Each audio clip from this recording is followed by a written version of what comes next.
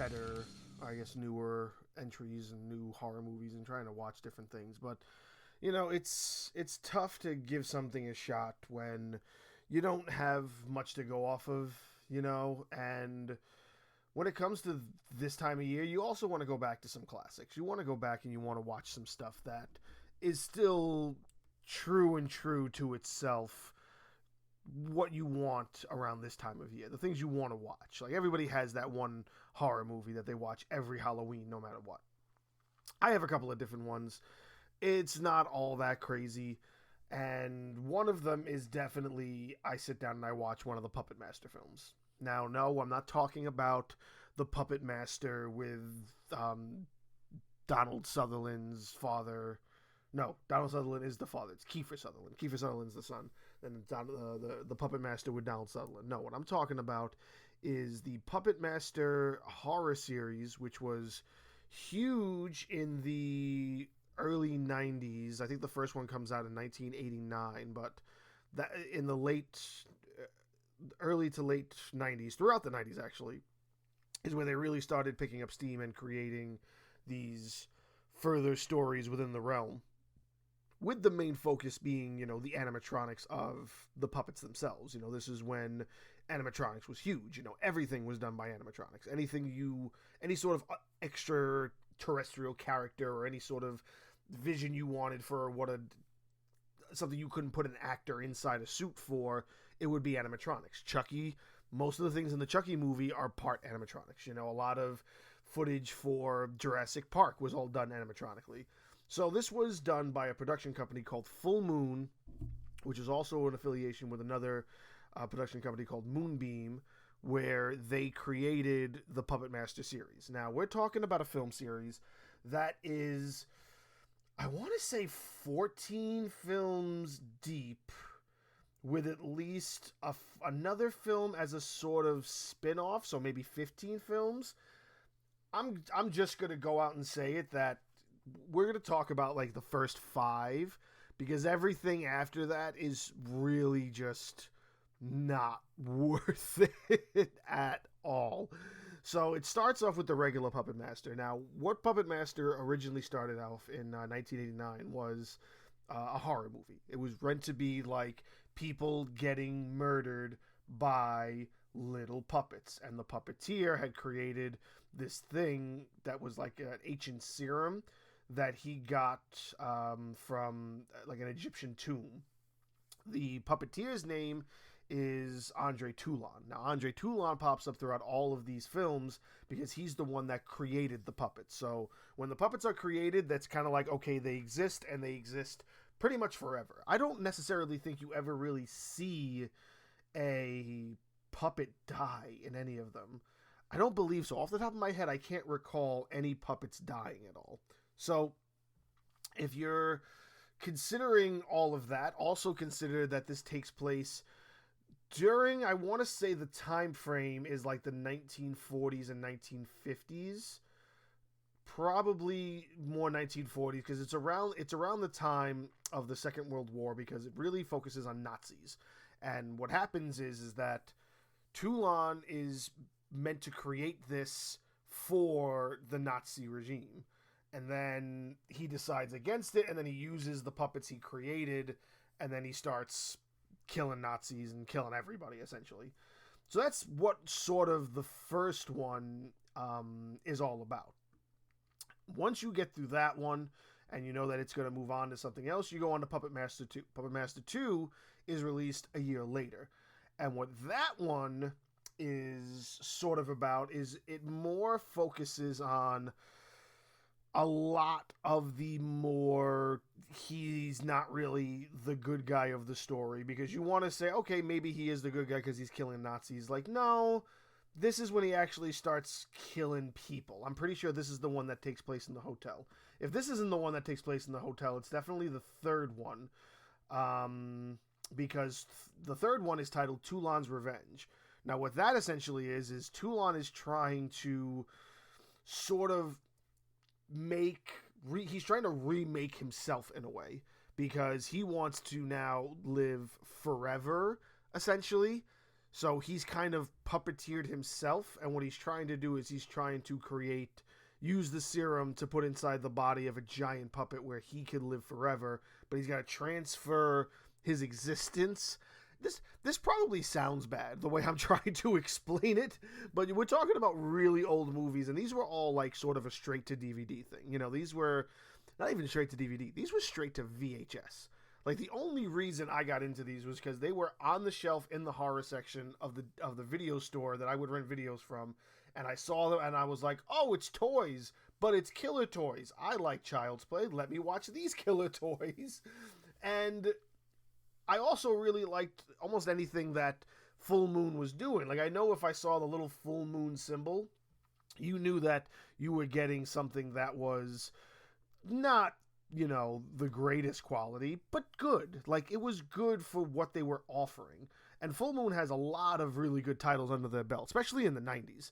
And this is probably one of the longest lasting series they have, because they knew that they had popularity. By the time the third one came around, there was popularity circling the puppets in and of themselves, you know.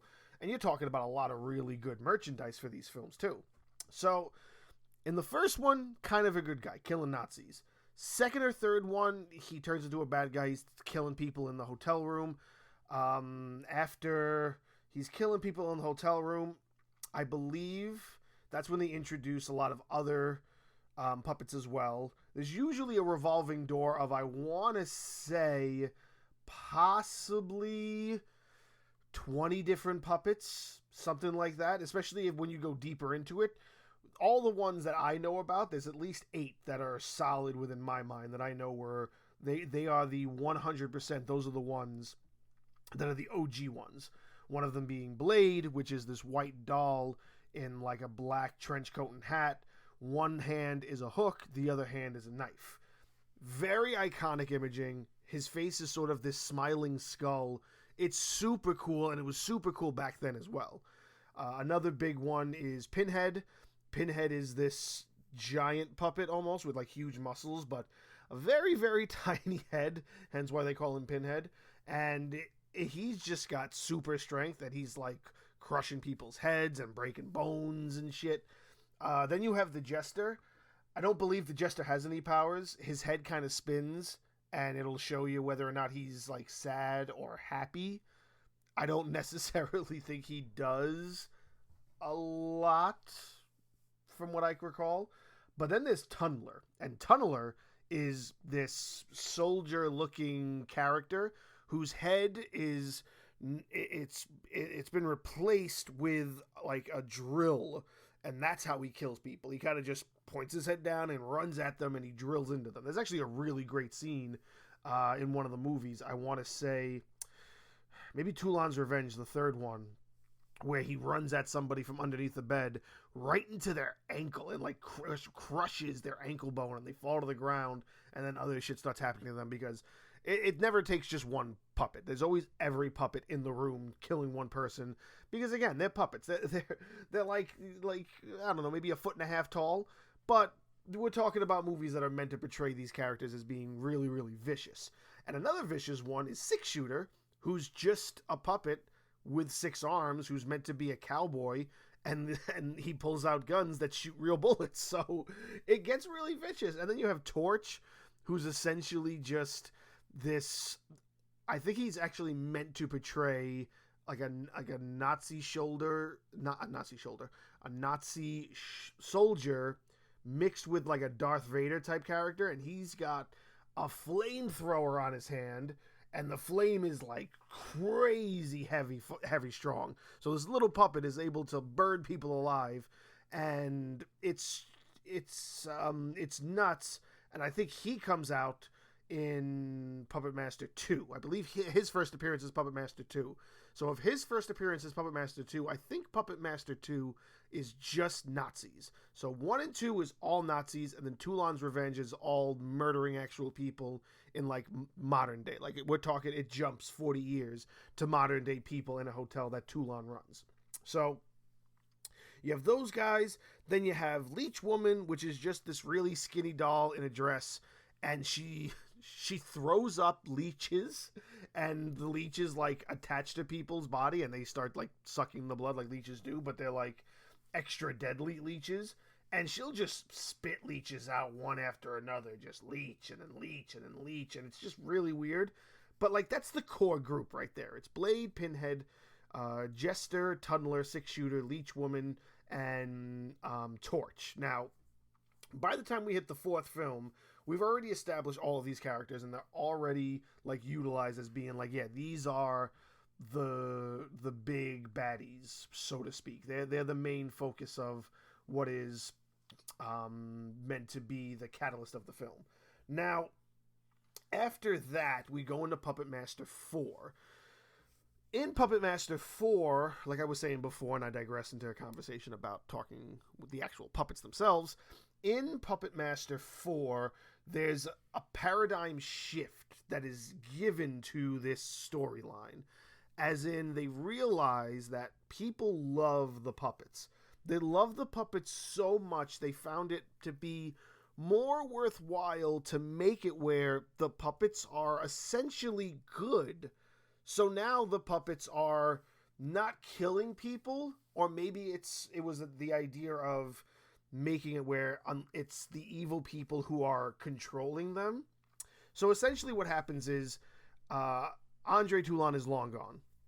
His nephew inherits his like mansion, his hotel where all the murders of part 3 take place, and he discovers the puppets, and he also discovers that that serum that he found in an Egyptian tomb has a really sinister connection to this demon in the underworld who wants to now like take over Earth, and he creates these other little demons that are the same size as the puppets and sends them out there to kind of do all the murdering, where now the puppets are the good guys murdering the demons. So the whole film that is really focused on that. It's focused on the murdering of all of these demon puppets that come from this demon in hell who is like, you took the secret to the serum I made to make like deadly puppets, and now I like want it back, but now I also want to take over the world in a way. So you have the nephew now who's controlling the puppets, and he's controlling them essentially for good. So he's doing good with these puppets, and that leads into part 5, which was titled The Final Chapter, because I'm assuming they probably were meaning for that to be the last film in the series. Now, part 5 comes out in 94. Yeah, part 5 is 94. It was one every year, so it's 89, 90, 91, 93. I think they skip a year. I think it's 92 to 94, or it's 91 to 93, then 94. But by 94 is chapter 5, which is called The Final Chapter. And that's meant to be this huge crescendo where they introduce another puppet called Decapitron, who is essentially the embodiment of Andre Toulon. Even just talking about it is just making me feel like I am totally butchering the explanation for this, and probably ruining it for anybody who might ever be interested in going back to the 90s and watching these glorious films. I love the first 5 Puppet Masters. They are all so good. Now, after that, there's another film that comes out that I am also a big fan of, which is called Puppet Master vs. Demonic Toys. That doesn't come out for at least another 10 years, because we're talking, this is when Full Moon was still doing the best they could to kind of keep afloat.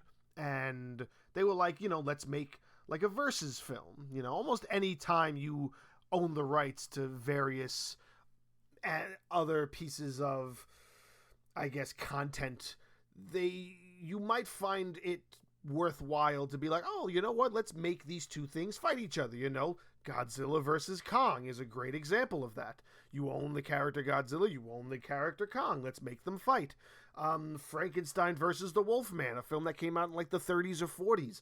That's another perfect example of that. So they decided, Full Moon, to do Puppet Master versus Demonic Toys sometime in 2004. It's good. essentially because it's also part of Corey Feldman's repertoire. Like, he plays this doctor who is the one in control of the puppets this time. And now you have the demonic toys, which are characters from another animatronic film done by Full Moon that is also really good. Demonic Toys by itself is really good. But putting these two together is just an animatronic versus an animatronic again, and it's funny to kind of see the two of them go at it. And I think like the storyline for that is it takes place on Christmas. Corey Feldman is a toy maker scientist who's they like this big toy company wants to like get him to make these lifelike toys, and he knows he has this serum because he's also somehow a descendant of the Toulon blood rain. So he has this this way of doing it, but then again, he doesn't want to do it. So then people steal it from him. And when they steal it from him, the demonic toys somehow get involved because the demonic toys are being led by a demon who's like, we're going to make Christmas a living hell. Like, I think I remember on the cover, I gotta find this, on the cover of Puppet Master vs. Demonic Toys, there's this really funny phrase that they have. Yeah, here it is. Rumble in the toy box. Rumble in the toy box. It's just so funny to just see evil toys versus evil toys, and it's such a great film for what it's there for. You know, it's none of these, I don't think a single one of these films has ever been worthwhile to go into a movie theater at all, or people to pay tickets for. No, these are all about, like, you knew it from back in the 90s and you followed it, or you were exposed to it by somebody else knowing about it, and that's how you got into it. Now, what I also have to comment on is the fact that these are, again, there's 15 of these films, but I only really care about 6 of them. You know, I've watched 2 other ones. I watched Curse of the Puppet Master, which is a real butcher of a film. Like, it's such a ridiculous film. It's about this family who has access to the puppets, and one of the members of the family is like a bit mentally disabled, so he's like trying to like be a normal guy. It's almost like what's his name from of Mice and Men? Lenny. It's like if Lenny and the Puppet Masters were put in a movie together. That's essentially what this is. And I don't remember the movie all that well, but I remember it ending really poorly. And it ended with like somehow the mentally disabled character dies, and they put him into a puppet / animatronic robot / giant television screen. And that's essentially how the movie ends. So it really just doesn't make any sense. And it was really bad for me to watch that after knowing what I love about the first 5 films. And that's just not even to say the least. After that, there's another one that's called, like, I think Retro Puppet Master, that I don't think got a lot of hype either. I haven't seen that one. I haven't bothered with it. Then they have Puppet Master Legacy, which is the first film in the 2000s. After that comes the Puppet Master Demonic Toys. Then it's 4 straight movies of it going back in time. Well, not back in time. It's not time traveling. It's going back to the era of what the original 2 films was about, being Nazis. So you have Axis of Evil, Axis Rising, Axis Termination, and then The Littlest Reich. These are all Puppet Master films that are all about the puppets versus the Nazi regime. I haven't watched a single one of them. I don't want to, because I don't want to be further ruined for what I love about these films. I am going to say the first 5 are totally worth it from start to finish. And if you ever did give these films a shot and you wanted to go back and see something that was kind of this little bit of 90s, you know, VHS store glory, those first 5 films are fantastic. Once you get to Curse of the Puppet Master, don't even bother with the rest of it. And I'm telling you, they've been making films up to 2018, 2019. I think, no, 2020 is the last film that they made, which wasn't even a Puppet Master film. I think it was like a Blade spinoff. and I don't think it went anywhere. I don't even think I've heard much about it. I think it was planned and then canceled, actually. Here it is right here. Okay, Blade, the Iron Cross. It has no Wikipedia page. It's called Blade, the Iron Cross. It was released in... It was meant to be released in 2020, but there is no information about it. And that's just upsetting because Blade is a really good character, and I don't mind the idea of a spinoff at all. It's just so... It's so upsetting to know that this series, probably a series with the longest list of films, especially when it comes to how many films are usually made for a horror movie. You know, you have Friday the 13th, that's got at least 10 films. No, if you include the remake, I think that makes it 11 films. And then, depending on where you want to put Freddy versus Jason, that would make it about 12 films. So 11 to 12 films in Friday the 13th. Nightmare on Elm Street has about 8 or 9, depending on where you put Freddy versus Jason. Halloween has, I think, 10. Hellraiser's got 12. Chucky has at least 6 or 7 films with a TV show. All of these films, and then here you have Puppet Master with like 15, 16 films, one of them being a spinoff, and that is crazy. You know, we're talking about they made comic books for these characters. Like, the Puppet Master series is such a glorious triumph of what it is to be like the underdog in the genre, and to have this cult following, regardless of what might have happened after the fact. You might have a lot of people who really praise all the stuff with the Nazis after 2010 and 2004 and all that. You might really appreciate those. You might have people that really praise those and praise all of these films. I can't really talk about anything like that because I haven't seen anything after 2004, and I don't think I ever will. Maybe I'll give it a chance one day, but it's really difficult for me to see myself doing that, especially when all I really need to do is go back and watch the first 5 and binge them straight through. Like, that's a Sunday morning into a Sunday afternoon, just enjoying nothing but the Puppet Master films. So, if you have never heard of these before, definitely go all the way back to the first one and then appreciate what they were able to do, being such a small company and being these videos that you only saw on the shelves. And I'm talking about it because I feel like these are going to get lost in time unless people out there who are huge fans talk about it. So I'm a huge fan. I'm talking about it. And I'm really, really hoping that this kind of opens some other people's minds to say, I've never heard of this before. I'm going to go back and watch it. And if you're one of those people that are listening right now, definitely this Halloween season, at least give the first one a shot. If you don't like the first one, you don't have to keep going, but at least give the first one a shot. I might have not explained it to the best of my ability, but I truly love these films, and I will die on the hill to defend the first 5. After that is free game. Whatever you want to say about them, I don't care. But the first 5, I will die on the hill for. I will die on the hill for Puppet Master 1, 2, 3, 4, and 5. I will.